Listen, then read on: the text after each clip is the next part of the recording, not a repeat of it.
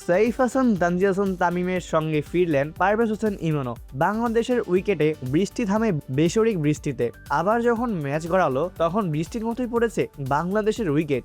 নিয়মিত বিরতিতে উইকেট হারিয়ে 15 ওভারের ম্যাচে ব্যাটিং ব্যর্থতায় মাত্র 102 রানে গুটিয়ে যায় বাংলাদেশ।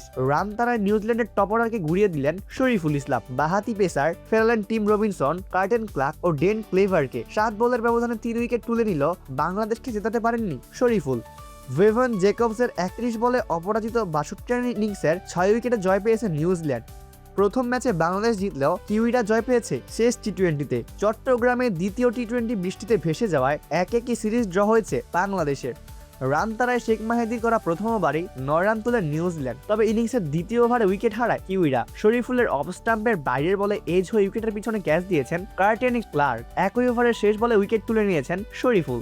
বাহাতি পেসারের শর্ট লেংথ ডেলিভারিতে ডাউন দ্য উইকেটে এসে খেলতে চেয়েছিলেন ডেন ক্লেভার। এজ হলেও শুরুতে আউট দেননি অনফিল্ড আম্পায়ার। তাৎক্ষণিকভাবে রিভিউ নিয়ে ক্লেভারকে বিদায় করেছে বাংলাদেশ। এক ওভারে 3 রান দিয়ে 2 উইকেট নেন শরীফুল। নিজের পরের ওভারে বোলিং এসেই ফিরিয়েছেন টিম রবিনসনকে। বাহাতি পেসার দুর্দান্ত ডেলিভারিতে বোল্ড হয়েছেন কিউই ব্যাটার।